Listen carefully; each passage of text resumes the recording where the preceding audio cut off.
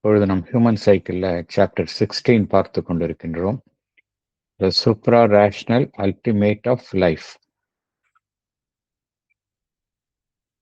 இதில் பகவான் எதை பற்றி குறிப்பிடுகின்றார் என்றால், எப்படி எல்லா விஷயத்துக்கும் மேலே ஒரு அதி உன்னதமான விஷயம், ஒரு டிவைன் எலிமெண்ட் எல்லாத்துலேயும் இருக்கு. நம்ம எத்திக்ஸ்ன்னு சொன்னால் நம்ம ரொம்ப ஒரு சூப்பர்ஃபிஷியலாக எத்திக்ஸ் அப்படின்னு சொல்கிறோம். அதுலேயும் உள்ள போனால் ஒரு இன்ஃப்ரா ரேஷனல், அதாவது அதி உன்னதமான விஷயம், ஒரு டிவைன் எலிமெண்ட் எத்திக்ஸில் அது எப்போ போக முடியும்னா பியாண்ட் ரீசன். அதே போல பியூட்டி அப்படின்னா அதுவும் சூப்பர்ஃபிஷியலாக தான் நம்ம பார்க்குறோம். அதுலேயும் நம்ம ரீசனை கடந்து போனால் அந்த டிவைன் பியூட்டியை நம்ம பார்க்க முடியும். அதே போல் குட் அப்படிங்கிறதும் நம்ம மேம்போக்காக பார்க்குறோம். அதையும் ரீசனை கடந்து போனால் எது அல்டிமேட் குட் அப்படிங்கிறத பார்க்க முடியும். ஸோ எல்லாத்துலேயும் அல்டிமேட் இருக்குது உள்ள, அனைத்தினுள்ளும் அந்த ultimate is there, divine element is there. நம்ம we fail to see the ultimate. இப்போ லைஃப்னு எடுத்துக்கலாம். லைஃப்னா பகவான் இங்கே வைட்டல் எலிமெண்ட்ஸ், வைட்டல் இன்ஸ்டிங்க்ட், நம்ம லைஃப் ஃபோர்ஸ் தான் நம்மளை கைட் பண்ணுது. லைஃப் ஃபோர்ஸ் கைட் பண்ணுறதுனால அதனுடைய சூப்பர்ஃபிஷியல் எலிமெண்ட்லாம் பார்த்தோம் அப்படின்னா அவ்வளோ டிசைரபிளாக இல்லை. அதனுடைய ஆக்டிவிட்டீஸ், அதோடைய ஆக்ஷன்ஸ் எல்லாம் ஏன்னா it is also associated with இன்கான்ஷியன்ட்னால அப்படின்னால டிசைரபிளாக இல்லை. பட் அதுலேயும் எது உள்ளே இருக்குது அப்படின்னா டிவைன் எலிமெண்ட் இருக்குது. அதை தான் சொல்கிறார் பகவான் இங்கே. நம்ம எதை நம்ம லைஃப் ஃபோர்ஸ், டைனமிசம் ஆஃப் லைஃப்னு சொல்கிறோமோ, வாழ்வினுடைய துடிப்பான இயக்கங்கள் அப்படிங்கிறோமோ, அதுக்குள்ளேயும் நம்ம போய் பார்த்தோம் அப்படின்னா அதுக்கு உள்ளேயும் ஒரு டிவைன் எலிமெண்ட் இருக்கு அப்படின்னு தான் பகவான் அந்த கருத்தை தான் சொல்றார். லாஸ்ட் செஷன்ல பேராகிராஃப் 8 பார்த்தோம். 8 அண்ட் பேராகிராஃப் 9, அதனுடைய 8னுடைய பகுதியும் பேராகிராஃப் 9 பார்த்தோம். என்ன பார்த்தோம் என்றால், பொதுவாக அந்த எல்லாமே அல்டிமேட்டா ஒவ்வொரு அடுத்தடுத்த யூனிட், ஒரு இண்டிவிஜுவல், அப்புறம் ஒரு ஃபேமிலி, அப்புறம் சொசைட்டி, அப்புறம் நேஷன், இது எல்லாமே பார்த்தோம் அப்படின்னா ஒவ்வொரு லெவல்லையும் அதோடைய அடுத்த லெவலுக்கு ஒரு கீழ்ப்படிந்து, தன்னை கீழ்ப்படிந்து அதற்கு இணங்கி செயல்படுகின்றன அப்படிங்கிறத பார்த்தோம். இப்போ ஃபேமிலி யூனிட் அப்படின்னு எடுத்துக்கொண்டோம் என்றால் அதற்கென்றே ஒரு ஈகோயிசம் இருக்கின்றது, கலெக்டிவ் ஈகோயிசம் இருக்கு. அது சொசைட்டியில் செயல்படும் பொழுது சொசைட்டியினுடைய இன்ட்ரெஸ்ட்டுக்கு அது தன்னை உட்படுத்தி கொண்டு தான் செயல்படுகின்றது.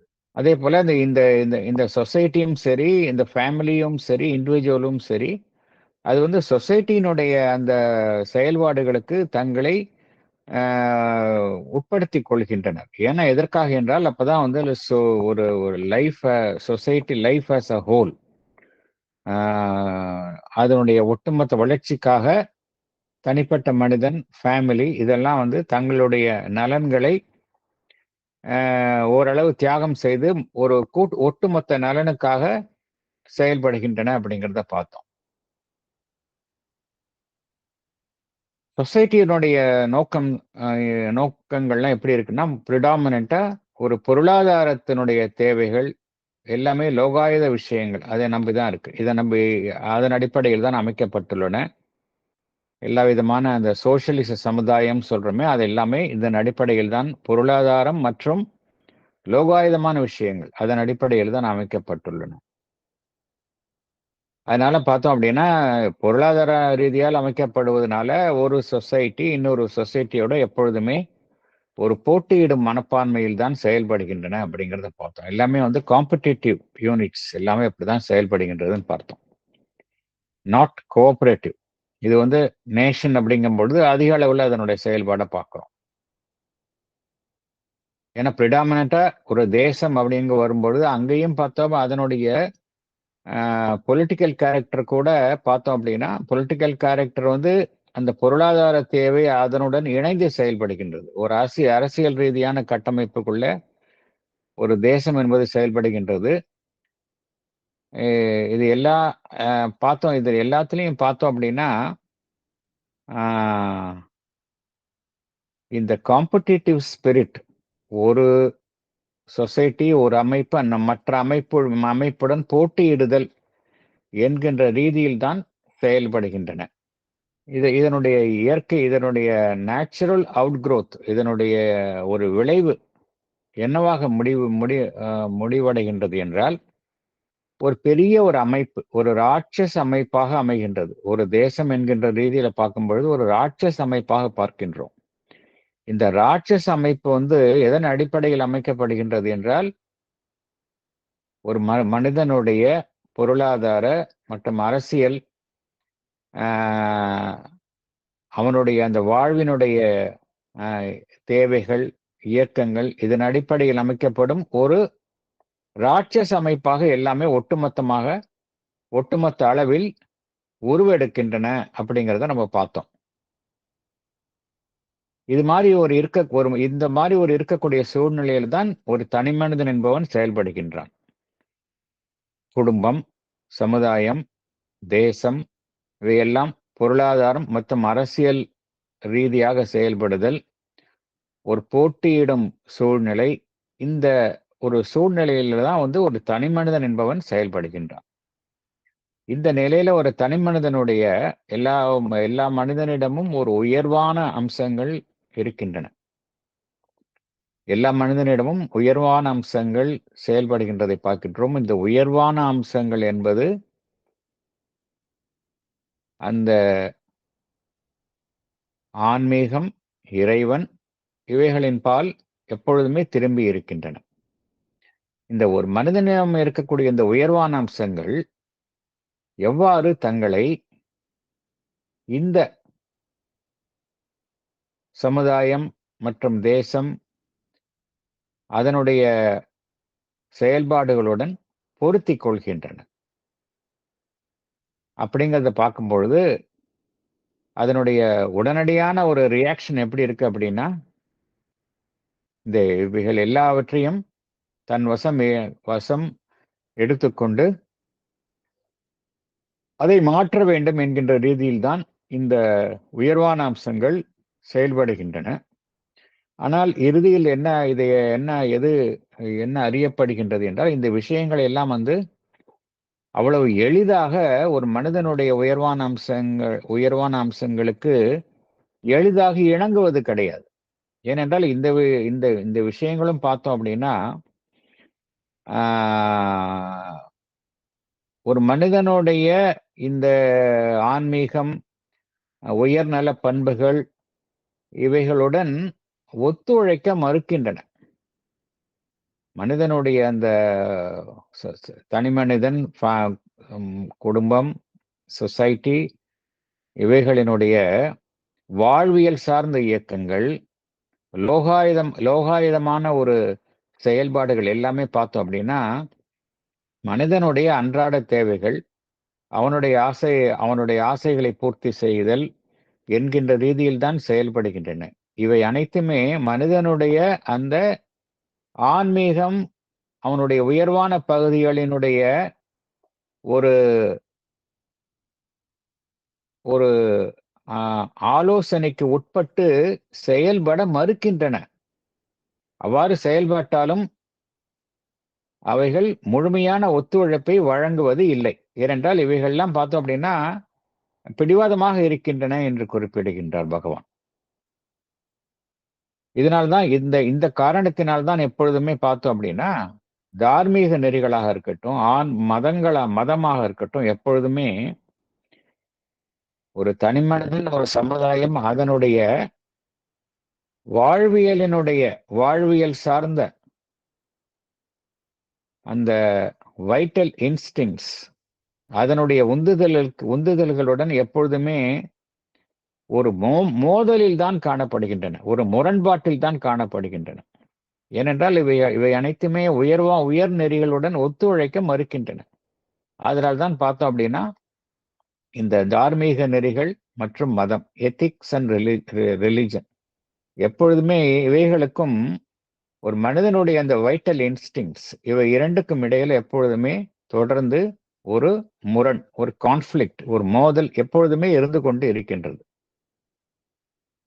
இதனால்தான் பார்த்தோம் அப்படின்னா எத்தகைய ஒரு நிலைப்பாட்டை இந்த தார்மீக நெறியும் மதமும் மனிதனுடைய இந்த வைட்டல் இன்ஸ்டிங்ஸ், அவனுடைய வாழ்வினுடைய சக்தியினுடைய செயல்பாடுகளுக்கு எதிராக எடுக்கின்றன என்றால், முதலில் பார்த்தோம் அப்படின்னா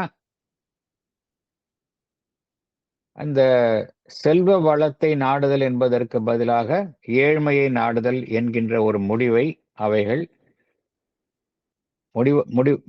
மனிதனுடைய அந்த செல்வத்தை நாடுதல் என்கின்ற ஒரு நோக்கத்திற்கு எதிராக ஒரு ஏழ்மையை திணிக்கின்றன. ஏழ்மை என்கின்ற ஒரு லட்சியத்தை பின்பற்ற வேண்டும் என்று நிர்பந்திக்கின்றன. இதெல்லாம் ஏன் ஏற்படுகின்றன என்றால், இந்த முரண்பாடு ஏற்படுவதனால எவையெல்லாம் சாதாரண வாழ்வில் அதனுடைய நோக்கங்களாக காணப்படுகின்றதோ அதற்கு முரணான ஒரு நிலைப்பாட்டை மதமும் சரி தார்மீக நெறிகளும் எடுக்கின்றன அப்படிங்கிறார். இன்பத்தை நாடுவதற்கு பதிலாக மனிதன் எப்பொழுதுமே ஒரு தன்னுடைய இன்பத்தை நாடுவதிலிருந்து தன்னை இன்பத்தை மறுக்க வேண்டும் என்கின்ற நிலைப்பாட்டை எடுக்க வேண்டும். அதே போல உடல் நலத்தை ஒரு மனிதன் நாடுவதற்கு பதிலாக அவன் உடல் நலத்திற்கு அவ்வளவாக கவனம் செலுத்த வேண்டிய அவசியம் கிடையாது. ஒரு துறவு மனப்பான்மையுடன் தான் அவன் செயல்பட வேண்டும் அனைத்திலும் என்கின்ற ஒரு கொள்கையை திணிக்கின்றன. செயல்படுவதற்கு பதிலாக எப்பொழுதுமே ஒரு செயல்படாத நிலை, ஒரு பாசிவிட்டி, அதை வற்புறுத்துகின்றன. சக்தியினுடைய வெளிப்பாடு, ஒரு ஆளுமை புரிதல் என்கின்ற செயலுக்கு பதிலாக ஒரு மனிதன் தன்னடக்கத்துடன் தன்னுடைய ஒரு ஆளுமையை மனிதன் முற்றிலுமாக விலக்கிவிட்டு ஒரு அடிபணியும் நிலையில் செயல்பட வேண்டும் என்பதை வற்புறுத்துகின்றன. ஒரு மனிதன் குடும்ப வாழ்வில் ஈடுபடுவதற்கு பதிலாக ஒரு மனிதன் ஒரு துறவற வாழ்வில் ஈடுபடுவதுதான் உன்னதம் என்கின்ற கருத்தை வலியுறுத்துகின்றன. இதெல்லாம் பார்க்கும் பொழுது என்ன நடைபெறுகின்றது என்றால், ஒரு மனிதனுக்குள் இருக்கக்கூடிய அந்த வாழ்வினுடைய அந்த உந்துதல்கள், இன்ஸ்டிங்ஸ், உள்ளுணர்வுகள், இவைகள் எல்லாமே முற்றிலுமாக அழிக்கப்படுகின்றன இத்தகைய ஒரு அணுகுமுறையினால். வாழ்வே ஒரு மாயை என்று சித்தரிக்கப்படுகின்றது. மனிதனுடைய ஆன்மா இத்தகைய நிலையில் இருந்து விடுபட வேண்டும். இந்த உலகம் எப்பொழுதுமே ஒரு சாத்தான்களின் இருப்பிடம். இதிலிருந்து மனிதனுடைய ஆன்மா விடுபட வேண்டும் என்பது சில மதங்களில் வலியுறுத்தப்படுகின்றது. இந்த உலக வாழ்வு என்பது எப்பொழுதுமே எக்காலத்திலும் ஒரு இறைவனுடைய ராஜ்யமாக ஆக முடியாது. ஒரு இந்த மெய்ப்பொருளினுடைய வெளிப்பாடாகவும் ஆக முடியாது என்கின்ற கருத்தை வலியுறுத்துகின்றன. இதெல்லாம் எதனால ஏற்படுகின்றது என்றால், வாழ்வினுடைய சக்தியினுடைய செயல்பாட்டிற்கும் தார்மீக நெறி மற்றும் மதம் என்கின்ற ஒரு அமைப்பிற்கும் இடையில் ஏற்படக்கூடிய அந்த மோதல், அந்த கான்ஃப்ளிக்ட், ஆதலால் தான் இத்தகைய எதிர்மறையான நிலைப்பாடுகளை மதமும் சரி தார்மீக நெறிகளும் சரி எடுக்கின்றன அப்படிங்கிறார். இப்ப இது சரியா? இது மாதிரி ஒரு நிலைப்பாடு எடுக்க வேண்டிய அவசியம், இதற்கான அவசியம் என்ன? உண்மையிலேயே இந்த வாழ்வினுடைய செயல்பாடுகள் என்று கூறுகின்றோமே, இந்த வைட்டல் இன்ஸ்டிங்ஸ், மனிதனுடைய வாழ்வில் செயல்படுதல், துடிப்பான செயல்பாடுதல், அதற்கு பின்னணி என்ன? ஏன் ஒரு மனிதன் அவ்வாறு செயல்படுகின்றான்? இது குறித்து தான் பகவான் பேராகிராஃப் 10 and 11 அதுல விளக்குகின்றார். இப்ப பேராகிராஃப் 10 அதற்கு உள்ளே செல்லலாம். The Human Cycle, Chapter 16, The Suprarational Ultimate of Life, Paragraph 10. Up to a certain point,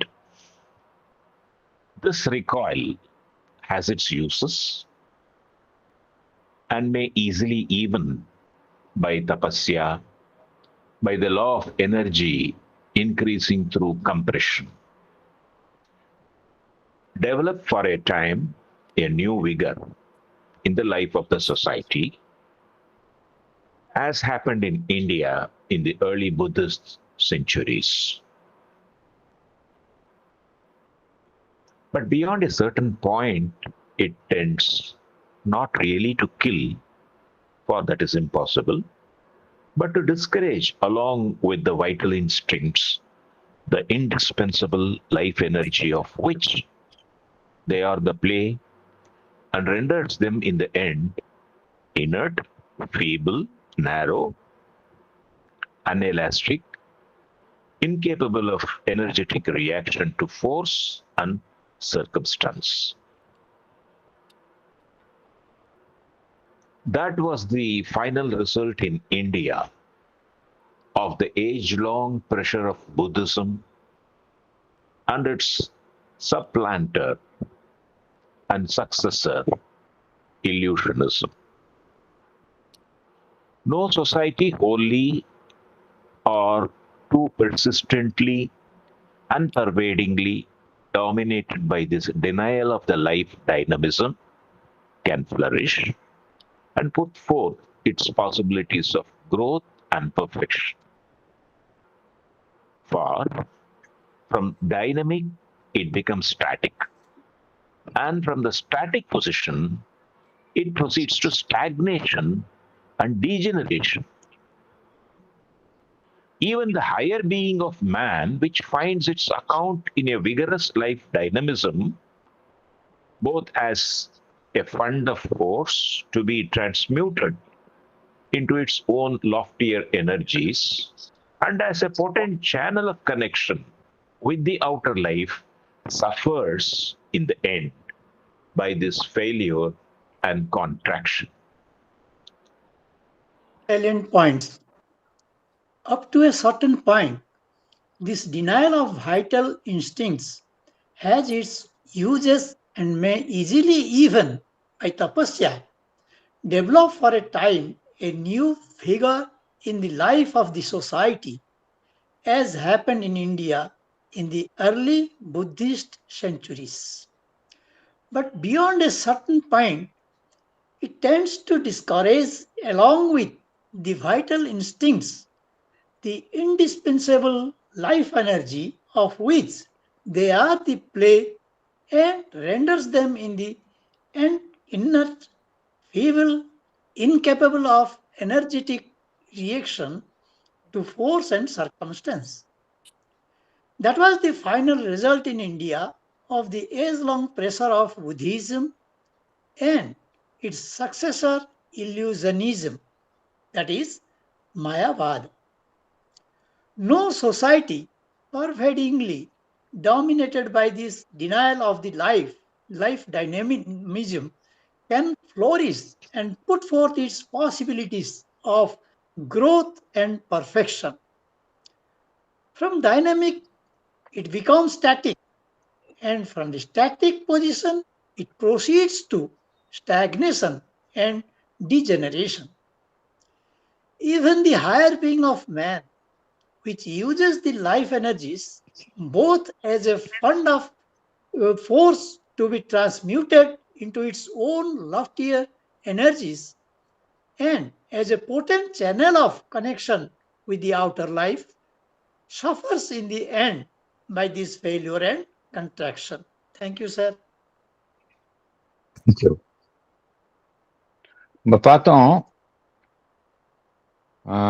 ஒரு பக்கம், அதாவது எப்படி இந்த டெவலப்மெண்ட் ஆகுதுன்னு பார்த்தோம். எல்லாமே ஒரு ஈகோ, ஒரு தனி மனிதன் வந்து தன்னை நிலைநிறுத்தி கொள்ள வேண்டி இருக்கு. அவனுடைய எக்ஸிஸ்டன்ஸை அவனுடைய உறுதிப்படுத்திக் கொள்கின்றான். முதல்ல தன்னுடைய நலன், அப்புறம் ஃபேமிலி, அதனுடைய ஒரு நலன், அப்புறம் சொசைட்டி, அப்புறம் நேஷன், இதெல்லாம் டெவலப் ஆகி எல்லாம் பொருளாதார கட்டமைப்பு, அரசியல் கட்டமைப்பு, இதெல்லாம் சேர்ந்து அதனுடைய ஒட்டுமொத்த ஒரு அமைப்பு பார்த்தோம் அப்படின்னா பிம்பம் வந்து ஒரு ராட்சச அமைப்பாக காணப்படுகின்றது. அதுல வந்து பொருளாதாரம் மற்றும் அரசியல் கட்டமைப்பு இதெல்லாம் வந்து சேர்ந்து கொண்டு ஒரு ராட்சச கட்டமைப்பாக செயல்படுகின்றது. இதுல எது பிரதானமாக செயல்படுகின்றது என்றால் மனிதனுடைய அந்த வாழ்வினுடைய சக்தியினுடைய உந்துதல்கள், லைஃப் இன்ஸ்டிங்ஸ். இதன் அடிப்படையில் தான் மனிதனுடைய செயல்பாடு பிரதானமாக அமைந்துள்ளது. பவர், என்ஜாய்மெண்ட், ஈகோ ஈகோ இதெல்லாம் வந்து ஈகோவை சார்ந்து இருக்கின்றது. இதனுடைய இந்த வாழ்வினுடைய செயல்பாடுகள் எல்லாம் இதை ஒட்டி அமைந்துள்ளது. இதற்கு எதிராக வந்து தார்மீக நெறிகளும் மதம் பார்த்தோம் அப்படின்னா ஒரு முரண்பாடு உள்ள நிலையை எடுக்கின்றன. ஏன்னா இது எப்படி ஹேண்டில் பண்றதுன்னு தெரியல. முதல்ல வந்து இந்த விஷயங்களை தார்மீக நெறிகள் மற்றும் மதங்கள் ஒரு இணங்க செய்ய முயற்சிக்கின்றன. பட் இந்த விஷயங்கள்லாம் வந்து இணங்க மறுக்கின்றன. அதனால்தான் இவை இரண்டுக்கும் இடையில பெர்பெச்சுவலா தொடர்ச்சியாக ஒரு முரண்பாடு காணப்படுகின்றது. முரண்பாடுகள்ல அதனால ஒட்டுமொத்தமாக என்ன நடைபெறுகின்றது?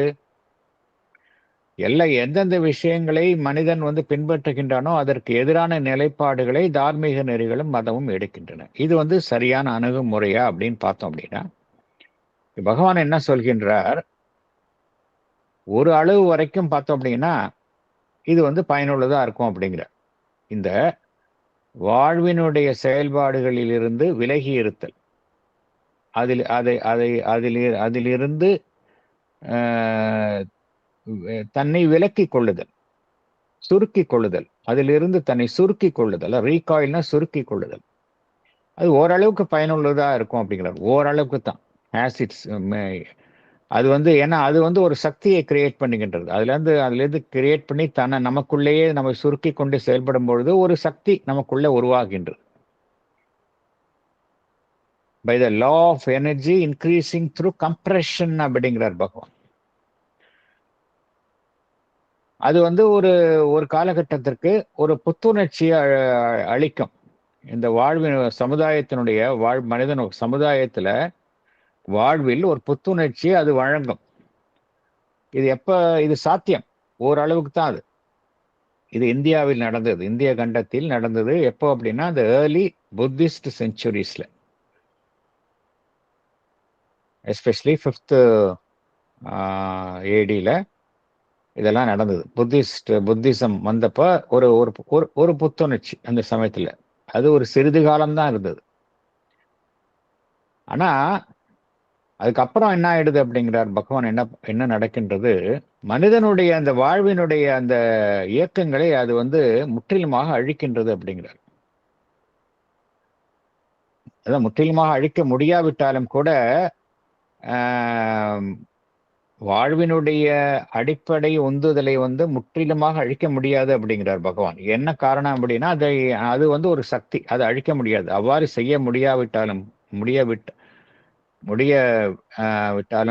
கூட என்ன நடைபெறுகின்றது என்றால் இந்த விஷயங்கள் எல்லாம் வந்து அவ்வளவாக ஊக்குவிக்கப்படுவது இல்லை. வாழ்வினுடைய சக்தியை சார்ந்த செயல்பாடுகள் எல்லாம் பார்த்தோம் என்றால் அந்த செயல்பாடுகள் ஊக்குவிக்கப்படுவது இல்லை. இறுதியில் என்ன நடைபெறுகின்றது என்றால் இவைகள் எல்லாம் ஒரு மந்த நிலைக்கு தள்ளப்படுகின்றன. மந்த நிலைக்கும் பலவீனமான நிலைக்கும் ஒரு குறுகிய நிலைக்கும் எவ்விதமான ஒரு சக்தியுடன் கூடிய செயல்பாட்டிற்கும் லாயக்கற்றதாக அந்த சூழ்நிலைக்குள் தள்ளப்படுகின்றன.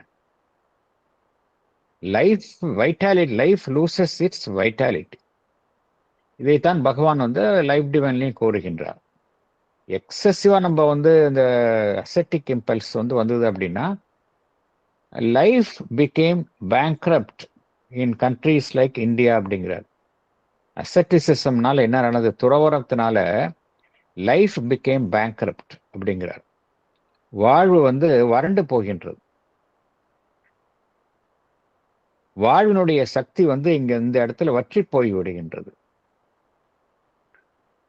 இதுதான் வந்து இந்தியாவில் நடந்தது அப்படிங்கிறார். That was the final result in India of the age-long treasure of Buddhism. Buddhism ஞாபகம் வைத்துக் கொள்ள வேண்டும். துறவரம் மீண்டும் மீண்டும் பகவான் என்ன கூறுகின்றார், நம்முடைய அந்த ஏர்லியஸ்ட் பீரியட்ல, வேதாந்திக் பீரியட்ல துறவரம் வலியுறுத்தப்படவில்லை. துறவரம் என்பது எப்பொழுது வலியுறுத்தப்பட்டது என்றால் புத்திசம் அண்ட் ஜெயினிசம். இதுக்கப்புறம் தான் துறவரம் என்பது வலியுறுத்தப்பட்டது. அதுக்கு முன்னாடி துறவரம் என்பது கிடையாது இங்க. அப்புறம் சக்சசிவா என்ன வந்தது? மாயாவாதம் அண்ட் இட்ஸ் சப்ளான்டர் அண்ட் சக்சஸர் அப்படிங்கிறார். மாயாவாதம் வந்தது. இதுதான் இறுதியால இந்தியாவில் நடந்தது அப்படிங்கிறார். That was the final result. வாழ்வு தன்னுடைய சக்தியை இழந்து வறண்டு போதல் என்கின்ற ஒரு செயல்பாடு தான் இந்தியாவில் நடைபெற்றது அப்படிங்கிறார். இதுல பகவான் என்ன சொல்கின்றார், எந்த சமுதாயமும் பார்த்தோம் அப்படின்னா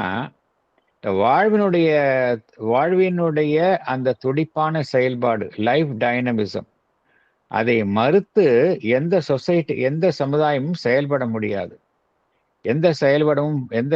எந்த ஒரு சமுதாயமும் வளர முடியாது, ஒரு பூரணத்துவத்தை எட்ட முடியாது அப்படிங்கிறார். என்ன காரணம் என்றால், அவ்வாறு செய்தால் என்ன நடைபெறும் என்றால், செயல்படும் நிலை என்கின்ற நிலையிலிருந்து அது செயல்படாத நிலைக்கு தள்ளப்படுகின்றது. From dynamic it becomes static. செயல்படாத நிலை என்கின்ற நிலை பார்த்தோம் அப்படின்னா ஒரு தேக்க நிலைக்கும் அழிவு நிலைக்கும் வழிகோலிடுகின்றது. ஸோ மூன்று செயல்படும் நிலையிலிருந்து செயல்படாத நிலை, செயல்படாத நிலையிலிருந்து தேக்க நிலை மற்றும் அழிவு என்கின்ற ரீதியில் ஒரு சமுதாயம் தள்ளப்படுகின்றது அப்படிங்கிறார். இங்க பகவான் ஒரு முக்கியமான கருத்தை கூறுகின்றார். மனிதனுடைய அந்த ஜீவனினுடைய உயர் பகுதிகள், ஹையர் பீயிங் ஆஃப் மேன் அப்படிங்கிறார். ஹையர் பீயிங் ஆஃப் மேன் அது ஒரு மனிதனுடைய ஜீவனினுடைய உயர் பகுதி இந்த வாழ்வினுடைய இந்த வாழ்வினுடைய செயல்பாடை எவ்வாறு அணுகுகின்றது என்றால், அதை ஒரு சக்தியினுடைய இருப்பிடமாக பார்க்கின்றது. சக்தியினுடைய ஒரு இருப்பிடமாக அது பார்க்கின்றது. அந்த சக்தியை அது பயன்படுத்தி கொண்டு அதனுடைய உயர்வான நோக்கத்திற்காக அதை பயன்படுத்தி கொள்ள விரும்புகின்றது. அது மாத்திரமல்ல, அதை இந்த புற வாழ்க்கையினுடன் தொடர்பு கொள்ளும் ஒரு வழியாக அதை காண்கின்றது. அத்தகைய உயர் ஜீவன் கூட இத்தகைய ஒரு சுருக்கத்தினாலும் ஒரு தோல்வியினாலும் அதுவும் ஒரு துன்பத்தை அடைகின்றது என்று குறிப்பிடுகின்றார். Even the higher being of man, which finds its account in a vigorous life dynamism, both as a fund of force to be transmuted into its own loftier energies and as a potent channel of connection with the outer life, suffers in the end by this failure and contraction. So the failure and contraction even the மனிதனுடைய உயர் ஜீவனம் இதில் துன்புறுகின்றது என்று குறிப்பிடுகின்றார். பகவான் என்ன காரணத்திற்காக இவ்வாறு குறிப்பிடுகின்றார் என்பதை எக்ஸ்பிளைன் பண்றார். ஏன் நம்ம இதை சரியான முறையில் கையாள வேண்டும் அப்படிங்கிறத பகவான் எக்ஸ்பிளைன் பண்றார். The ancient Indian ideal recognized this truth and divided life into 4 essential and indispensable divisions: Artha, Kama, Dharma, Moksha. Vital interests, satisfaction of desires of all kinds, ethics and religion, and liberation or spirituality. And it insisted on the practice and development of all. Still, it tended not only to put the last forward as the goal of all the rest, which it is, but to put it at the end of life and its habitat in another world of our being, rather than here in life as a supreme status and formative power on the physical plane. But this rules out the idea of the kingdom of God on earth, the perfectibility of society and of man in society, the evolution of a new and diviner race, and without one or other of these, no universal ideal can be complete. It provides a temporary and occasional, but not an inherent justification for life. It holds out no illumining fulfillment, either for its individual or its collective impulse. Salient points. The ancient Indian ideal recognized this truth and divided life into four essential and indispensable divisions: Artha, Kama, Dharma, Moksha. Vital interests, satisfaction of desires of all kinds, ethics and religion, and liberation or spirituality, and it insisted on the practice and development of all.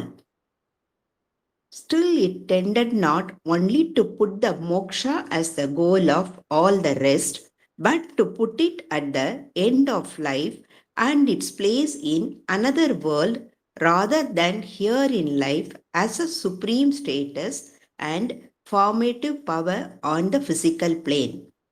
But this rules out the idea of kingdom of God on earth, the perfectibility of man and the society, the evolution of a new and diviner race.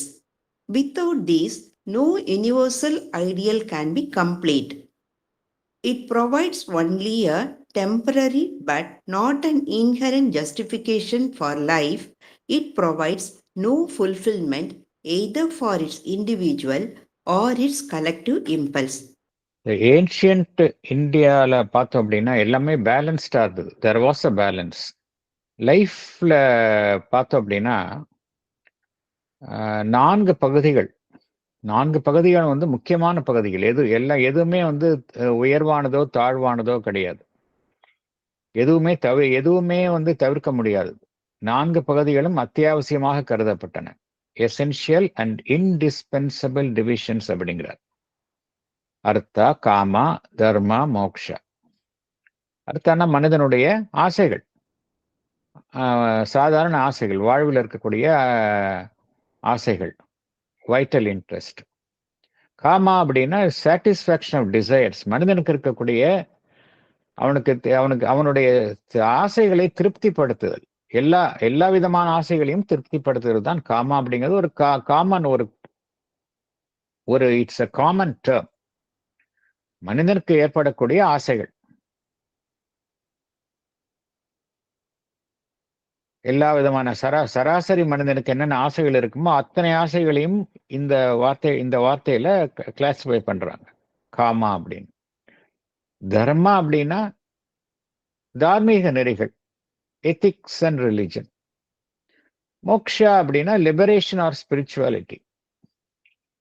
Liberation and spirituality அப்படிங்கிறத misunderstand பண்ணிட்டாங்க அப்படிங்கிறார் பகவான். அந்த ancient system வந்து தப்பு கிடையாது. அதை எப்படி இன்டர்பிரட் பண்ணி அது எவ்வாறு பின்பற்றப்பட்டது அப்படிங்கிறதுல தான் ப்ராப்ளம் வருது இங்க. அதுல நம்மளுடைய அந்த பண்டைய காலத்து அந்த அந்த செயல்முறையில பார்த்தோம் அப்படின்னா இந்த விஷயங்கள் 4 விஷயங்களுமே வந்து அனுசரிக்கப்பட்டது. வளர்ச்சி, இவை 4 விஷயங்களையும் வளர்ச்சி அடைவதற்கான அனைத்து முயற்சிகளும் மேற்கொள்ளப்பட்டன. இது எதுவுமே புறந்தள்ளப்படலை. இதுல எப்படி வந்து இது அதோடைய செயல்பாடு வந்து மாறிவிட்டது இறுதியில அப்படின்னா, இறுதியாக கூறப்பட்டுள்ள அந்த மோக்ஷா, அதுதான் வந்து இலக்கு என்கின்ற ரீதியில் இந்த அணுகுமுறை வந்து மாறியது. இந்த அணுகுமுறையில எப்படி மாற்றம் ஏற்பட்டது அப்படின்னா, இறுதியில அந்த மோட்ச அடைவது அதுதான் இலக்கு என்கின்ற ரீதியில் இந்த செயல்முறை மாறிவிட்டது. அதுவும் பார்த்தோம் அப்படின்னா, இதுல 2 தவறுகள் நடந்தது. இது இன்டர்பிரேஷன்ல எப்படி இது இந்த இந்த இந்த லட்சியத்தை அனுசரிக்கப்படும் பொழுதுதான் இந்த தவறு நடந்ததை ஒழிய, பண்டைய காலத்துல பார்த்தோம் அப்படின்னா ஞானிகளும் இவங்களும் அவங்களுடைய இன்டென்ஷன் கரெக்ட். அதை வந்து சப்சிக்வெண்டா ஃபாலோ பண்ணும் பொழுது அதுல ஒரு டீவியேஷன் வந்துருச்சு. என்ன நடந்தது? 2 விஷயம் நடந்தது அப்படிங்கிறார். ஒன்று என்ன அப்படின்னா, இந்த லிபரேஷன் ஆர் ஸ்பிரிச்சுவாலிட்டிய என்பது ஒரு மனிதன் தன்னுடைய வாழ்வில் இறுதி நாளில் தான் அனுசரிக்க வேண்டும் என்கின்ற ஒரு ராங் இன்டர்பிரிட்டேஷன். நம்ம எப்படி பகவானினுடைய அணுகுமுறை எப்படி இருக்கு? All life is yoga. அதுக்கு வந்து வயது கிடையாது. எல்லா வயதிலும் இருந்தும் வாழ்நாள் முழுவதுமே அதை பண்ணணுமே ஒழிய அது வந்து at the end of life பண்ண வேண்டிய ஒரு விஷயம் கிடையாது. It should be observed all throughout the life. ஆனா இங்க ஒரு ராங் இன்டர்பிரிட்டேஷன் எப்படி ஏற்பட்டது என்றால், it was something which should be practiced at the end of life. Liberation or spirituality அப்படிங்கிறது ஒரு மனிதன் அவன் 60 வயசுக்கு மேலதான் ஃபாலோ பண்ண வேண்டிய விஷயம் அப்படிங்கிற ஒரு ராங். ஈவன் நவ் ஸ்பிரிச்சுவாலிட்டி அப்படின்னாலே ஏதோ அது வந்து ரிட்டையர்மெண்ட்டுக்கு அப்புறம் பண்ண வேண்டிய விஷயம் அப்படிங்கிற ஒரு ராங் இன்டர்பிரிட்டேஷன் 90% மேல அப்படிதான் இருக்குது. அப்கோர்ஸ் ஆஃப் லேட் கொஞ்சம் அந்த ட்ரெண்ட் வந்து மாறிக்கொண்டு வருகின்றது. எஸ்பெஷலி ஆஃப்டர் சுவாமி விவேகானந்தர் வந்தப்புறம் அந்த சீன் வந்து வெகுவாக மாறிவிட்டது. But general trend even now என்ன ராங் புரிந்து கொண்டிருக்கிறார்கள். ஸ்பிரிச்சுவாலிட்டி அப்படின்னா காவி உடுத்திக் கொள்வது, தாடி வளர்த்துக் கொள்வது, வாழ்விலிருந்து விலகிக் கொள்வது, வயதான காலத்தில் தான் செய்யக்கூடிய செயல் அப்படின்னு தான் ஒரு தப்பான புரிதல் இருக்கின்றது மக்கள் மத்தியில. இரண்டாவது தவறு என்ன அப்படின்னா, இது வந்து இங்க இல்ல. இந்த மோட்சம் என்பது இங்க இல்ல. அது வேற எங்கேயோ இருக்கின்றது. வேற ஒரு உலகத்துல இருக்கின்றது. இந்த உலகத்துல வந்து அது வந்து ஒரு உச்சநிலையையோ அது வந்து ஒரு சக்தி பொருந்திய வடிவத்தையோ இந்த புவியில் அதை அடைய முடியாது என்கின்ற இந்த 2 தவறான புரிதல்கள் இங்கு ஏற்பட்டன.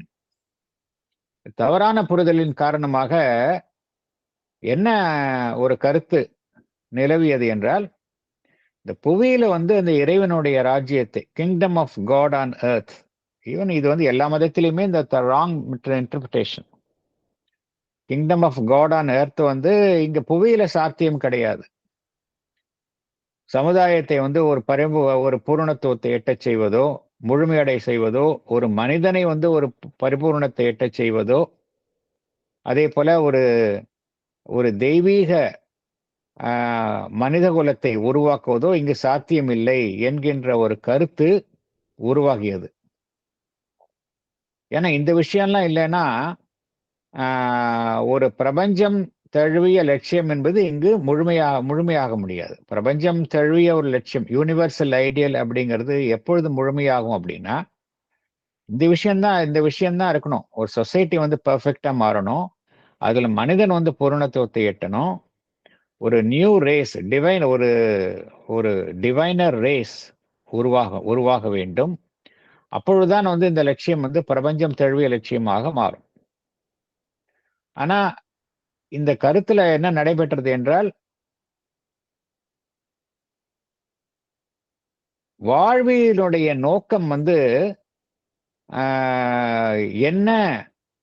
வாழ்வினுடைய நோக்கம் வந்து இந்த உயர்வான விஷயங்களை மனிதன் இந்த புவி வாழ்வில் எட்டுவதுதான் உயர்வான நோக்கம் என்பது அங்கு கருதப்படவில்லை. வாழ்வு என்பது ஏதோ ஒரு தற்காலிகமான விஷயம். அது ஏதோ அக்கேஷன். மனிதனுக்கு வந்து இந்த புவி வாழ்வில் இருக்கின்ற வரைக்கும் அவனால உயர் நோக்கத்தை எட்ட முடியாது. There is no justification for his life. இந்த வாழ்விலிருந்து விடுபட்டு போகும்பொழுதுதான் அவனுக்கு அதனுடைய நோக்கம் பூர்த்தியாகும் என்கின்ற ரீதியில் கருத்துக்கள் தோன்றின. இதுல பார்த்தோம் அப்படின்னா, ஒரு தனி மனிதனுக்காகட்டும், இல்ல அவனுடைய அந்த சமுதாயத்துக்காகட்டும், புவி வாழ்வில வந்து ஒரு ஒரு ஒளி பொருந்திய ஒரு முழு நிறைவு கிட்டாது. தனிமனிதனுக்காகட்டும், சமுதாயத்திற்காகட்டும், இந்த புவி வாழ்வில் ஒரு ஒளி பொருந்திய ஒரு தன்னிறைவு, முழு நிறைவு கிட்டாது என்கின்ற ஒரு கருத்து தான் அங்கு கூறப்பட்டது. இதெல்லாம் எதனால் ஏற்பட்டது என்றால் இந்த wrong interpretation. Paragraph 11. Let us then look at this vital instinct and life dynamism in its own being, and not merely as an occasion for ethical or religious development, and see whether it is really rebellious in its very nature to the divine. We can see at once that what we have described is the first stage of the vital being, the infra-rational, the instinctive. This is the crude character of its first native development and persists even when it is strained by the growing application to it of the enlightening reason. Evidently,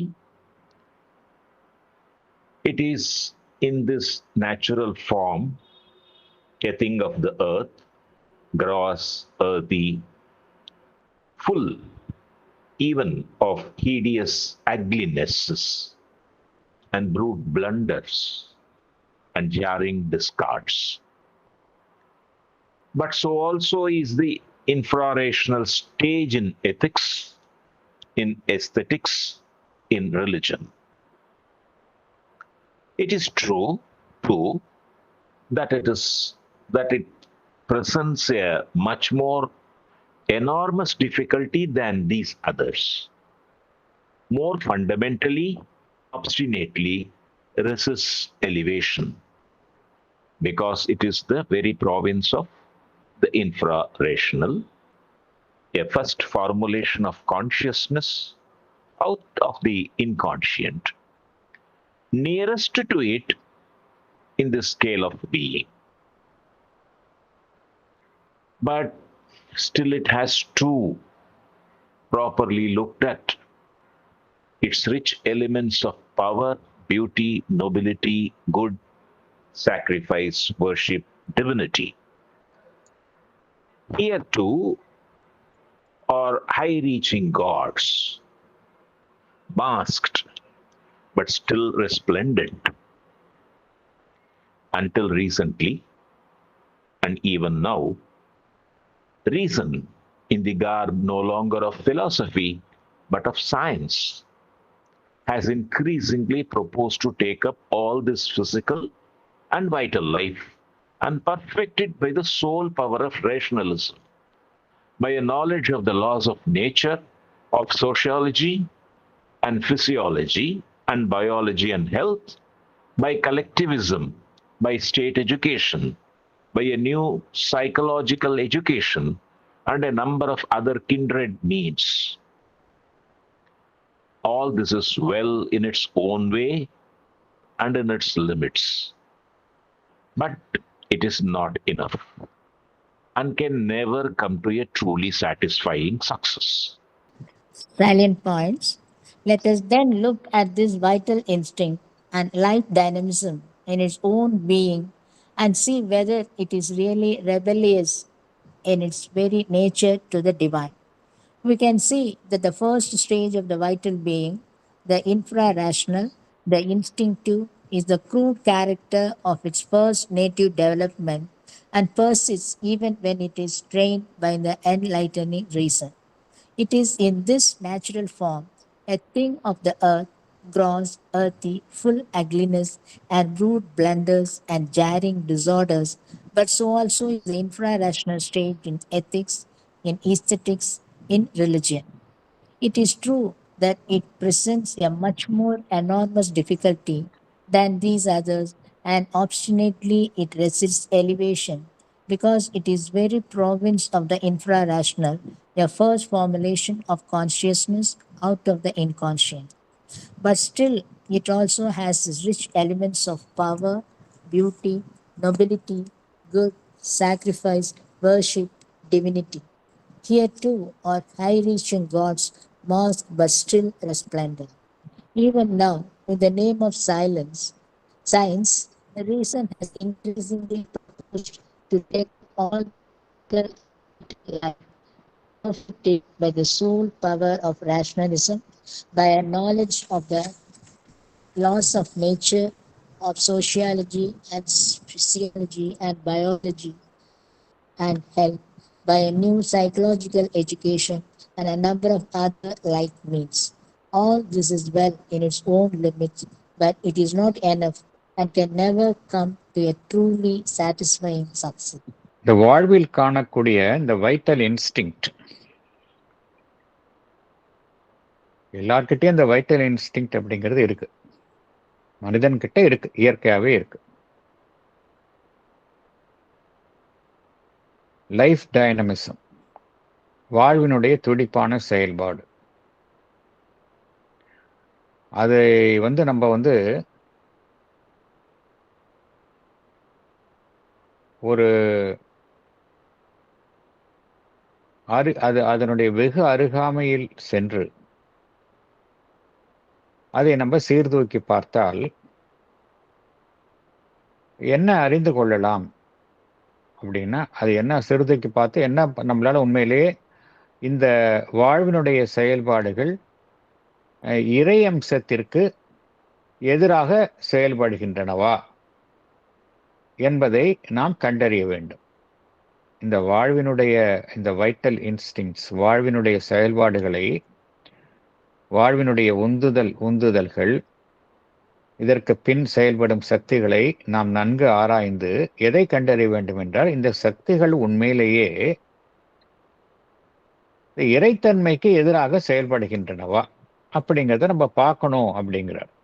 ஏன்னா அதனால்தானே அது மேல நம்ம ஒரு அபர்ஷன் வருது. தார்மீகம் மற்றும் மதங்கள் எதனால இவைகளுக்கு எதிரான ஒரு எதிரான நிலைப்பாட்டை எடுக்கின்றன என்றால், இவைகள் எல்லாம் தெய்வீகம் சம்பந்தப்பட்ட விஷயங்களுக்கு எதிரான விஷயங்களாக இருக்கின்றன என்கின்ற ஒரு கருத்து. அது உண்மையா அப்படிங்கிறத நம்ம ஆராயணும் அப்படிங்கிறார். இதை என்ன புரிந்து கொள்ளணும் அப்படின்னா, நாம் காணக்கூடிய இந்த வாழ்வினுடைய செயல்பாடுகள் எல்லாமே இந்த பிராணமய ஜீவன், வைட்டல் பீயிங், அதனுடைய முதல் நிலை செயல்பாடுகள் அப்படிங்கிறத புரிஞ்சுக்கணும். First stage of vital being. எல்லார்கிட்டையும் வைட்டல் பீயிங் அப்படிங்கிறது இருக்கு, பிராணமயம் அப்படிங்கிறது எல்லாரிடமும் இருக்கின்றது.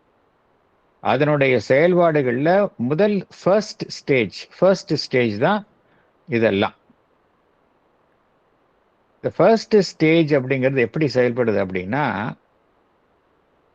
பொதுவாக அறிவுக்கு இணங்கி செயல்படுவது கிடையாது. இன்ஃப்ரா ரேஷனல், இன்ஸ்டிங்டிவா செயல்படும். இப்ப பார்க்குறோம், நம்ம உண்மையிலே நமக்கே பார்க்குறோம், வெவ்வேறு விதமாக இந்த இன்ஃப்ரா ரேஷனல் அப்படிங்கிறது செயல்படும். ஒன்று, ஒரு அதீத ஆசை ஒரு பொருள்ல வரும்பொழுது அது எப்பாடுபட்டாலும் அடைய வேண்டும் என்று செயல்படுதல், அதீத ஆசை. அந்த இடத்துல என்ன நடைபெறுகின்றது? நம்ம அறிவை நம்ம புறந்தள்ளி விடுகின்றோம். உடலுக்கு ஒத்துக்காது அப்படின்னு தெரிஞ்சா அதை உண்பதற்கு ஆசைப்படுகின்றோம், அறிவை புறக்கணிக்கின்றோம், இன்ஸ்டிங்டிவா செயல்படுறோம். ஒரு மனிதன் தன் வசம் இழக்கின்றான், கோபத்தில் தன் வசத்தை இழக்கும் பொழுது அவனுடைய செயல்பாடு இன்ஸ்டிங்டிவா இருக்கு, அங்க அறிவே செயல்படுவதில்லை, மூர்க்கத்தனமாக செயல்படுகின்றான். இது ஃபர்ஸ்ட் ஸ்டேஜ். இது அதனுடைய பண்படாத நிலையை காட்டுகின்றது. அதனுடைய ஆரம்பகால வளர்ச்சியில ஒரு பண்படாத நிலை. இந்த நிலை தொடருகின்றது அப்படிங்கிறார். ஈவன் அது ஒரு ஒளியூட்டப்பட்ட அறிவு, என்லைட்னிங் ரீசன், அதனால் அது நன்கு பழக்கப்பட்ட நிலையில் செயல்படும் செயல்படும் பொழுது கூட இந்த நிலை தொடர்கின்றது அப்படிங்கிறார். Persist even when it is strained by the growing application to it of the enlightening reason. கற்றறிந்த எல்லோருமே பார்த்தோம் அப்படின்னா எல்லோருமே வந்து அறிவுபூர்வமாக செயல்படுகின்றார்களா அப்படின்னா இல்லையே. எவ்வளவோ பேர் நல்ல well educated people, they are committing crimes, they are behaving in the most என்ன சொல்றது, எவ்வளவு தூரம் வந்து அவங்களுடைய செயல்பாடு வந்து ஒரு பண்படாத நிலையில இருக்குமோ அப்படிலாம் செயல்படுறத பார்க்குறோம் நம்ம. ஈவன் கற்றவர்கள், நன்கு கற்றறிந்தவர்கள் கூட அவ்வாறு செயல்படுவதை நாம் பார்க்கின்றோம். இது ஏன் அப்படின்னா அதான் பகவான் சொல்றார், it persist even when it is strained by the growing application to it of the enlightening reason. அது செயல்பட்டாலும் அது வந்து தொடர்ந்து மனிதனுள் அந்த மிருகம் என்பது நீடிக்கின்றது. மிருகம் என்பது சொல்வதை விட அந்த க்ரூடு கேரக்டர், பண்படாத அந்த பண்படாத நிலை என்பது மனிதனுள் தொடர்ந்து நீடிக்கின்றது அப்படிங்கிறார். இது வந்து நாம் எல்லோருமே இந்த புவி என்கின்ற ஒரு சட அமைப்பிலிருந்து தான், நாம் எல்லோருமே அதிலிருந்து தான் நம்மளுடைய ஆரம்பம் இருக்கின்றது. அதனால்தான் பகவான் என்ன சொல்றாரு அதுன்னா, இது வந்து இந்த புவி சார்ந்த ஒரு அமைப்பினுடைய ஒரு இயற்கையான வடிவம் அப்படிங்கிறார். It is in this natural form a thing of the earth அப்படிங்கிறார். அதனால்தான் அது குரோஸா இருக்கு, அது வந்து ஒரு பண்படாத நிலையில இருக்கின்றது. ஏர்த்தி எல்லாமே புவி சார்ந்த விஷயங்கள். ஏர்த்தி அப்படின்னா என்ன அர்த்தம் அப்படின்னா, இந்த இடத்துல வளர்ச்சி அடையாத நிலை, கான்சியஸ்னஸ் வந்து டெவலப் ஆகாத நிலை அப்படிங்கிற அதை தான் மீன் பண்றாங்க. ஏர்த்தினா கான்சியஸ்னஸ் அந்த இடத்துல ஒரு சடரீதியான அமைப்புல இருப்பது. ஃபுல் ஈவன் ஆஃப் ஹிடியஸ் அக்லினஸஸ் அப்படிங்கிறார். ஹிடியஸ்னாலே ஒரு அசிங்கமான அர்த்தம், அருவருக்கத்தக்கன்னு அர்த்தம். ஹிடியஸ் அக்லினஸஸ், அருவருக்கத்தக்க ஒரு ஒரு ஒரு அவலமான நிலை, அவலங்கள். Full even of hideous uglinesses. இது பற்றிய இது என்ன, ஹிடியஸ் அக்லினஸஸ்னா என்ன, ப்ரூட் பிளண்டர்ஸ்னா என்ன, இதெல்லாம் பற்றி பகவான் வந்து டிசென்ட் இன்டு நைட் அப்படிங்கிற நம்ம அந்த கேண்டோவில் பகவான் வந்து சாவித்திரியில் ரொம்ப தத்ரூபமாக விளக்கி உள்ளார். எப்படி வந்து அந்த அந்த ஒளி இல்லாத பகுதியில் என்னென்ன அம்சங்கள்லாம் காணப்படுகின்றன என்பதை சாவித்திரியில் பார்த்துருக்கோம். இது வந்து பண்படாத நிலையில் இப்படி தான் இருக்கு. Jarring Discords. இந்த ஸ்டேஜ் வந்து அனைத்து துறைகளிலும் இருக்கின்றது அப்படிங்கிறது. இந்த இன்ஃப்ராரேஷனல் ஸ்டேஜ் அப்படிங்கிறது எத்திக்ஸ்ல இருக்கு, ஈஸ்தட்டிக்ஸ்ல இருக்கு, ரிலிஜன்லயும் இருக்கு அப்படிங்கிறார். ரிலிஜனும் பார்த்தோம் அப்படின்னா பண்படாத நிலையிலிருந்து தான் பண்பட்ட நிலைக்கு மாறி வந்துள்ளது. ஈஸ்தட்டிக்ஸும் அப்படிதான், எத்திக்ஸும் அப்படிதான் அப்படிங்கிறார். ஆனா மற்ற அம்சங்களை விட இந்த வைட்டல் இன்ஸ்டிங்க்ட், வைட்டல் பீயிங், மனிதனுடைய வைட்டல் பீயிங் தான் வந்து அவனுடைய மென்டல் பீயிங், பிசிக்கல் பீயிங்கை விட வைட்டல் பீயிங் தான் வந்து ஒரு மனிதனுக்கு வந்து அதிக பிரச்சனையை தருகின்றது. It presents a much more enormous difficulty than these others அப்படிங்கிறார். ஏன் அப்படின்னா, more fundamentally and obstinately resist elevation. அது தன்னை மேலே உயர்த்தி கொள்ள அது மறுக்கின்றது, முரண்டு பிடிக்கின்றது. Because it is a very province of the infrarational. ஏன் அப்படின்னா அது அறிவு வந்து செயல்படாத ஒரு தளமாக இருக்கின்றது. அந்த தளத்திலிருந்து தான் இந்த வைட்டல் என்பது ஆரம்பிக்கின்றது. It is a very province of the infrarational. இன்ஃப்ராரேஷனல்லாம் அனிமல்ஸ் எல்லாமே இன்ஃப்ராரேஷனல் தான். அந்த அனிமலுடைய செயல்பாட்டில் ரேஷ்னாலிட்டி பார்க்க முடியாது.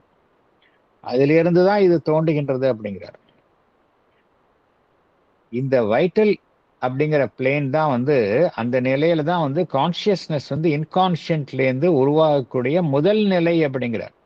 a first formulation of consciousness out of the inconscient அப்படிங்கிறார். Nearest to it in the scale of being. அது எப்படி இருக்கு? இன்கான்ஷியன்ட் கிட்டத்தட்ட அதுக்கு நெருக்கமா இருக்கு.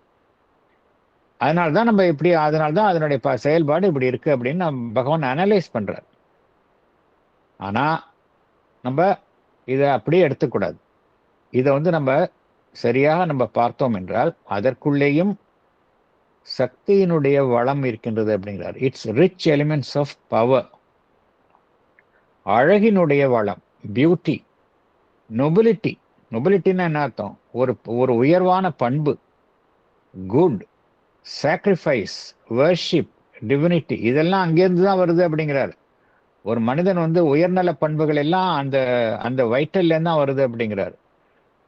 தன்னை தியாகம் செய்வது, ஒரு போர் வீரன் நாட்டுக்காக தன்னை தியாகம் செய்கின்றனா அதனுடைய பேஸ் எங்கேருந்து வருது? அந்த வைட்டல்ல தான் வருது அப்படிங்கிறார். மற்றவர்களுக்கு நன்மை செய்ய வேண்டும் என்கின்ற எண்ணம், வர்ஷிப், டிவினிட்டி, பக்தி எல்லாமே அதுக்கும் பேஸ் இங்கே தான் வருது அப்படிங்கிறார். ஸோ இது அதர் சைடு. இதுல மனிதனுடைய அறிவு என்ன செய்கின்றது?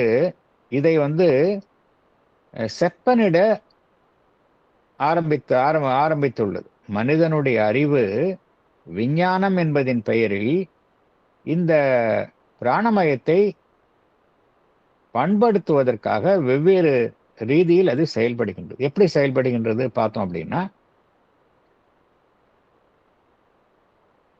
by the sole power of rationalism, பியோர்ல அறிவு தான் எஜமான் அப்படிங்கிற ரீதியில அணுகுவது, இயற்கையினுடைய விதிகளை நம்ம அறிந்து கொள்வது, லாஸ் ஆஃப் நேச்சர், அப்புறம் சமுதாயம் சார்ந்த அதனுடைய விதிகளை அறிந்து கொள்வது, sociology, physiology, biology, health by collectivism, state education, அப்புறம் உளவியல் சார்ந்த கல்வி. இது மாதிரிலாம் பார்த்தோம் அப்படின்னா, இது மாதிரிலாம் ரீதியில் இதெல்லாமே ஒரு சயின்டிஃபிக் அப்ரோச் தான்.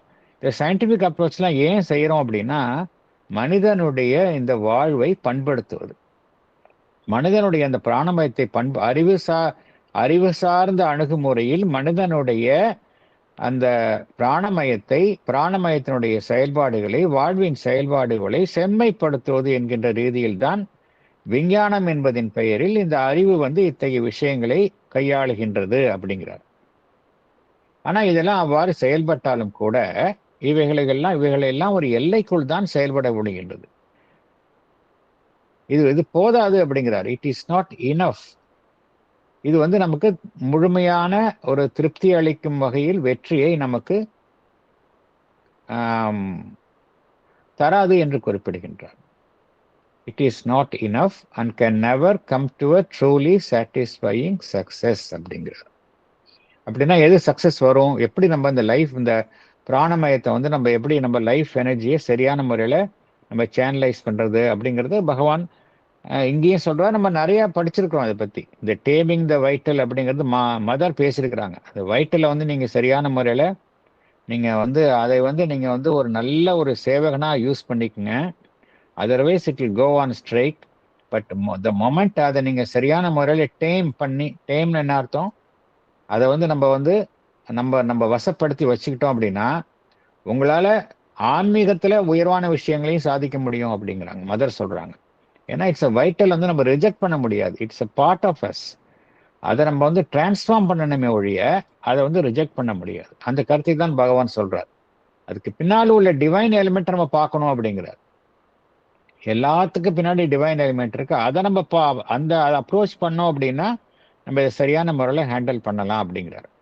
The ancient attempt of reason in the form of a high idealistic, rational, aesthetic, ethical and religious culture achieved only an imperfect discipline of the vital man and his instincts, sometimes only a polishing, a gloss, a clothing and mannerizing of the original uncouth savage.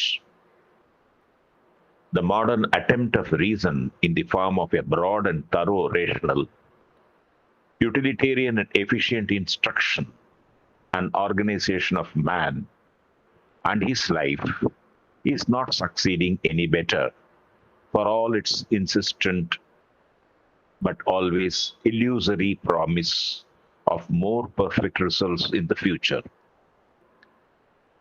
These endeavors cannot indeed be truly successful if our theory of life is right, and if this great mass of vital energism contains in itself the imprisoned supra-rational, if it has, as it then must have, the instinctive reaching out for something divine, absolute, and infinite, which is concealed in its blind strivings.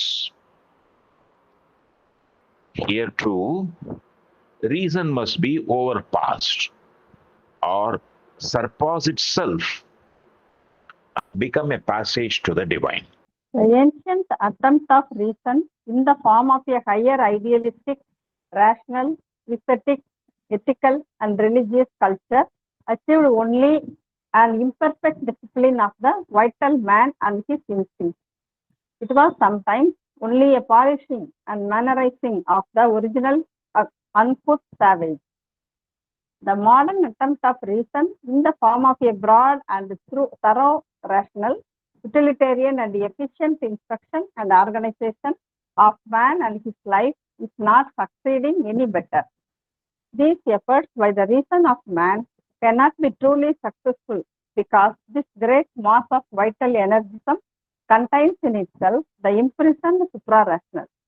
It must have the instinctive reaching out for something divine, absolute, and infinite, which is concealed in its blind struggle. Here too, reason must be overpassed or surpass itself and become a passage to the divine. Thank you, sir. Thank you. நம்ம பார்த்தோம் மனிதனுடைய அந்த vital இன்ஸ்டிங்ஸை பண்படுத்தும் முறையில் விஞ்ஞானம் பூர்வமான அணுகுமுறைகள், அறிவுபூர்வமான அணுகுமுறைகள் கையாளப்படுகின்றன அப்படிங்கிறத நான் பார்க்குறோம். Various branches of science, sociology, physiology, psychology, இதெல்லாம் பார்க்கணும். இதெல்லாம் படிக்கிறதுனால ஒருத்தங்க மாறிடுறாங்களே. ஈவன் அதெல்லாம் படிக்கிறவங்களே கூட அதுல படிக்கிற கருத்துக்களுக்கும் அவங்களுக்கும் சம்பந்தம் இல்லாம இருக்கு. ஒரு பெரிய சைக்காலஜி ப்ரொஃபஸரா இருக்கலாம், ஆனா அவங்க மனிதனுடைய எந்த விதமான ஒரு குணநலன்கள்ல எந்த விதமான ஒரு எதிர்மறையான குணநலன்களும் இல்லாதவர்களா இருக்கின்றார்களா அப்படின்னு கூற முடியுமா யாரையாவது?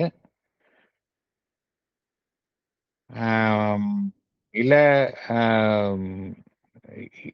ஒரு பயாலஜி படிக்கிறவங்க, மனிதனுடைய ஹெல்த் அது சம்பந்தமான விஷயங்களை படிக்கிறவங்க எல்லாருமே அவங்களுடைய வைட்டலை அவங்களுடைய படிப்பின் மூலமாக அவங்களால பண்படுத்த முடிகின்றதா என்றால் இது நம்மளால முடியல. அதுதான் பகவான் சொல்றார். இதெல்லாம் அறிவு இதை கையாள பண்படுத்த முயன்றாலும் கூட அது போதுமானதாக இல்லை அப்படிங்கிறார். படித்தவர்கள், கற்றறிந்தவர்கள், இவர்களெல்லாம் பண்பு நலன் மிக்கவர்கள் அப்படின்னு நம்மளால ஜெனரலைஸ் பண்ண முடியுமா என்றால் முடியாது. நிறைய பேர் படிக்காதவங்க, அதாவது இந்த சோ கால்டு எஜுகேஷன் இல்லாதவங்க நிறைய பண்பு நலன்களுடன் இருப்பதை நம்ம பார்க்கிறோம். படித்தவர்கள், கற்றறிந்தவர்கள் பார்த்தோம் அப்படின்னா அவங்களுடைய வைட்டல் இன்னும் பண்படாத நிலையில் இருப்பதை நம்ம பார்க்கிறோம். இதுல என்ன புரிஞ்சுக்கிறோம் அப்படின்னா, இந்த விஷயத்த அறிவுபூர்வமான அணுகுமுறையினால நம்மால கையாள முடியாது அப்படிங்கிறார். இதுதான் பகவான் சொல்றாரு. இங்க வேற ஏதோ ஒரு விஷயம் இருக்கு, நீங்க அப்படி போனீங்கன்னா தான் இதை அணுகுமுறை நம்ம சரியான முறையில நம்ம ஹேண்டில் பண்ண முடியும். நம்ம ஏன் இப்ப ப்ராப்ளமே அதுதானே. உலகத்துல பிரச்சனைன்னு பார்த்தோன்னுமே மனிதன் தன்னுடைய பிராணமயத்தை சரியான முறையில கையாள முடியல. அதனாலதான் இவ்வளவு பிரச்சனைகள் இருக்கு சமுதாயத்துல, நாட்டில், நாடுகளுக்கு இடையில பார்த்தோம், குடும்பத்திற்குள்ளே பிரச்சனைகள். இது எல்லாம் ஏன் ஏற்படுகின்றது? மனிதனுடைய அந்த பிராணமை வாழ்வு சக்தியை மனிதன் பண்படாத நிலையில் அவன் சரியான முறையில வந்து அவனால வந்து ஹேண்டில் பண்ண முடியல, கையாள முடியவில்லை. அதனால தான் இவ்வளவு பிரச்சனைகள் இருக்கிறத நம்ம பார்க்கிறோம். சொல்யூஷன் என்ன அப்படின்னா, சொல்யூஷன் வந்து அறிவு சார்ந்த சொல்யூஷன், அறிவு சார்ந்த அணுகுமுறையினால இதுக்கு சொல்யூஷன் கிட்டாது அப்படிங்கிறார். பகவான் வந்து ரொம்ப கேட்டகாரிக்கலா சொல்றார். அதனால தான் பகவான் என்ன ஒரு அவருடைய ப்ரெடிக்ஷன் எப்போ அப்படின்னா, ஈவன் ஆஸ் ஏர்லி ஆஸ் 1930ஸ்ல இப்போலாம் வந்து கம்யூனிசம் ரொம்ப வலுவாக 1917ல ரஷ்ய புரட்சி வந்தது. அப்புறம் கம்யூனிசம் வந்து ரொம்ப வலுவாக வேரூன்ற ஆரம்பித்தது. அப்பவே சொன்னார், இது ரொம்ப நாளைக்கு நிலைக்காது அப்படின்னாரு. எனி கைண்ட் ஆஃப் இசம்ஸ் இதெல்லாம் வந்து ஒரு ஸ்டேஜ்ல வந்து ஃபெயிலியர் ஆயிடும் அப்படின்னாரு. ஏன்னா ஆர்டிஃபிஷியலா நீங்க வந்து டாப் டவுன் அப்ரோச், மனிதனுக்குள்ளேந்து தான் மாற்றம் வரணுமே ஒழிய, ஒரு கட்டமைப்பின் மூலமாக மனிதனுக்குள்ள ஒரு மாற்றத்தை ஏற்படுத்துவது என்பது முடியாது அப்படிங்கிறார். ஈவன் நம்ம பண்டைய காலத்துல ஏன்ஷியன்ட் அட்டெம்ப்ட் ஆஃப் ரீசன், அதாவது அறிவு சார்ந்த முறையில் இப்ப பார்த்தோம் அப்படின்னா கிரேக்க நாகரிகம், ரோமானிய நாகரிகம் இதெல்லாம் பார்த்தோம். இதெல்லாம் வந்து அறிவின் அடிப்படையில ஒரு பண்பாட்டை உருவாக்குவது, idealistic, rational, aesthetic, ethical, religious culture, அறிவு சார்ந்த முறையில உருவாக்குவது என்பதும் பார்த்தோம் அப்படின்னா, அதுவும் வந்து ஒரு imperfect discipline of the vital man, ஒரு இம்பர்ஃபெக்ட் டிசிப்ளின், ஒரு முழுமையில்லாத ஒரு நெறியைத்தான் இந்த பிராணமயத்தை சார்ந்த மனிதனுள் உருவாக்க முடிந்தது அப்படிங்கிறார். அவனுடைய இன்ஸ்டிங்டையும் அவனுடைய எதிலையும் வந்து முழுமையாக பண்படுத்த முடியவில்லை அப்படிங்கிறார். அது சம்டைம்ஸ் எப்படியா இருக்கு அப்படின்னா, இப்போ ஃபார் எக்ஸாம்பிள் எல்லா விதமான எதை நம்ம மிகவும் நன்றாக வளர்ச்சி அடைந்த நாடுகள் அப்படின்னு சொல்கின்றோமோ, அங்க எது வந்து ரொம்ப டாமினண்டா இருக்கு? இப்ப வைட்டல் இன்ஸ்டிங்ஸ் தான் டாமினண்டா இருக்கு. அப்படின்னா என்ன நடந்திருக்கு? மனிதன் வந்து ஒரு பாலிஷிங் தான் நடந்திருக்கு இங்க. அவனுடைய காட்டுமிராண்டித்தனம், பார்பாரிக், சாவேஜ் காட்டுமிராண்டித்தனத்திலேருந்து அவனை வந்து ஒரு பாலிஷ் போட்டு தான் வச்சிருக்கிற மொழிய, அடிப்படையில் அவனுடைய பண்பு நலத்துல எந்த விதமான மாற்றமும் ஏற்படலை அப்படிங்கிறார். Sometimes only a polishing, a gloss, a clothing and mannerizing of the original uncouth savage அப்படிங்கிறார். அதுதான் நடந்திருக்கு அப்படிங்கிறார் ஒழிய இந்த டிரான்ஸ்ஃபர்மேஷன் நடக்கல அப்படிங்கிறார். தற்காலிக மனிதன் அறிவு சார்ந்த மனிதனுடைய அறிவு, the modern attempt of reason, அறிவு வந்து எதை சாதிக்க முயலுகின்றது என்றால், எல்லாமே வந்து பியூர்லி ரேஷனல், அறிவு சார்ந்த முறை. அப்புறம் யூட்டிலிட்டேரியன்னா இன்றைய நடைமுறைக்கு ஒத்த மாதிரி இப்படிலாம் நடந்துக்கணும் அப்படின்னு மனிதனுக்கு வந்து அறிவுரை வழங்கப்படுகின்றது. இன்றைய வாழ்வினுடைய நடைமுறைக்கு ஏற்றவாறு நீ இவ்வாறு நடந்து கொள்ள வேண்டும் என்கின்ற ஒரு அறிவுரையை மனிதனுக்கு அது வழங்குகின்றது. அதுல வந்து எல்லாமே வந்து அந்த இன்ஸ்ட்ரக்ஷன், அந்த வழிமுறைகள்லாம் பார்த்தோம் அப்படின்னா ரொம்ப தெளிவாகத்தான் கூறப்படுகின்றன. எல்லா விதமான கட்டமைப்புகளும் இதற்கெல்லாம் உருவாகின்றது. ஒரு சிவிக் சொசைட்டி இருக்கு, ஒரு அரசியல் கட்டமைப்பு இருக்கு, தேர் ஆர் செவரல் ஆர்கனைசேஷன்ஸ் இருக்கு. மனிதனை வந்து சரியான முறையில அவன் நடந்து கொள்ள வேண்டும் அப்படின்னு எதற்காக? அறிவு சார்ந்த முறையிலும் அவனுடைய நடைமுறை வாழ்வில் அவன் சிறப்பாக செயல்படவும் தான் இவைகள் எல்லாமே என்கின்ற ரீதியில் தான் இவைகள் எல்லாமே அமைக்கப்படுகின்றன. இதுவும் பார்த்தோம் அப்படின்னா அதற்கான அந்த உரிய வெற்றியை வந்து அடையவில்லை. His life is not succeeding any better அப்படிங்கிறார். For all its insistent but always illusory promise of more perfect results in the future. எல்லாருமே என்ன ஒரு ப்ராமிஸ், இதெல்லாம் செய்யும் பொழுது ஒரு சிறந்த மனிதனை உருவாக்க முடியும், எல்லாருமே அப்படித்தானே செயல்படுறாங்க. We want to create a perfect society, perfect man. இந்த நோக்கத்தில் தான் எல்லாமே இது மாதிரி அமைப்புகளை நாம் எல்லோருமே அறிவு சார்ந்த முறையில் கட்டமைப்புகளை உருவாக்குகின்றோம். ஆனா இதெல்லாம் எப்படி இருக்கு? இல்லியூசரி ப்ராமிஸா தான் இருக்கு. அந்த உறுதிமொழிகள் எல்லாமே வந்து உண்மையாக இல்லை. எல்லாமே ஒரு மாயமான ஒரு ஒரு போலித்தனமான ஒரு உறுதிமொழிகளாகத்தான் இருக்கின்றன. எதிர்காலம் குறித்த ஒரு முழுமையான ஒரு விளைவை வந்து நம்மால வந்து தோற்றுவிக்க முடிவது இல்லை. More perfect results in the future, but always illusory promise of more perfect results in the future. எதிர்காலத்தில் நம்ம இன்னும் இதை விட நல்லா கிடைக்கும், இன்னை விட நாளைக்கு நல்லா கிடைக்கும் அப்படிங்கிற ரீதியில் தான் நம்ம வந்து ஒரு ஒரு மாயமான ஒரு இலக்கைத்தான் நாம் வந்து தொடர்ந்து நம்ம வந்து பின்தொடர்ந்து செல்கின்றோமே ஒழிய நம்மால வந்து ஒரு கான்கிரீட்டா இதையும் அச்சீவ் பண்ண முடியல அப்படிங்கிற. இது எதனால வந்து நம்மால வந்து இந்த அறிவு சார்ந்த முறையில மனிதனுடைய இந்த பிராணமயம் சார்ந்த நடவடிக்கைகளை வந்து நம்மளால வெற்றி கொள்ள முடியல அப்படின்னா, இந்த எதை வந்து நம்ம வந்து ஒரு சக்தி வாய்ந்த செயல்பாடுகள், வாழ்வினுடைய அந்த பிராணமயத்தினுடைய சக்தி வாய்ந்த செயல்பாடுகள், வைட்டல் எனர்ஜிசம், லைஃப் எனர்ஜின்னு சொல்றோமோ, அதுல என்ன இருக்கு அப்படின்னா, உண்மையிலேயே அதுக்குள்ள என்ன இருக்கு அப்படின்னா, அறிவை தாண்டிய ஒரு விஷயம், அறிவுக்கு மேலான ஒரு விஷயம் அதனுள் சிறைப்பட்டு இருக்கின்றது அப்படிங்கிறார். அறிவை தாண்டிய அதை விட ஒரு உயர்வான விஷயம் இந்த வாழ்வினுடைய சக்தி என்று எதை கோருகின்றோமோ அதனுள் சிறைப்பட்டு இருக்கின்றது அப்படிங்கிறார். If this great mass of vital energism contains in itself the imprisoned supra-rational அப்படிங்கிறார். supra-rational என்ன அர்த்தம்? Something beyond our reason. அது வந்து அதுக்குள்ளே இருக்கு அப்படிங்கிறார்.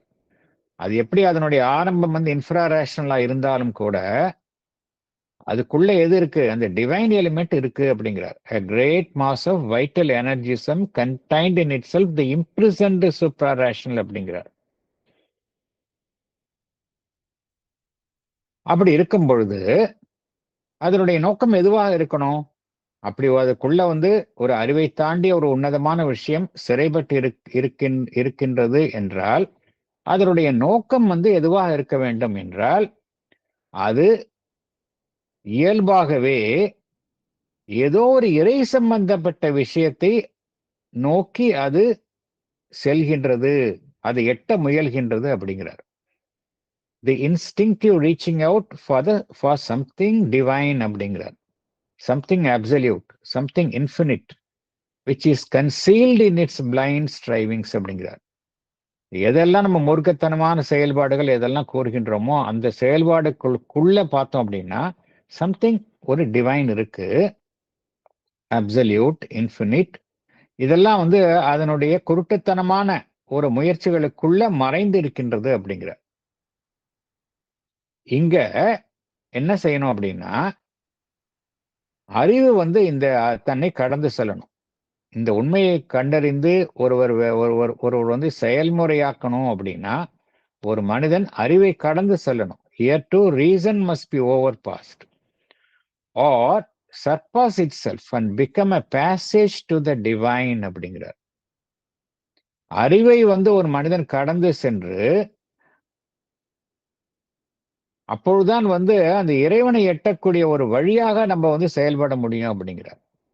ஸோ எதை வந்து ஒரு பண்படாத சக்தின்னு சொல்றோமோ அதுக்குள்ள இருக்கக்கூடிய அந்த இறை நோக்கம் வந்து இறையை நோக்கித்தான் அது செல்கின்றது அப்படிங்கிறார்.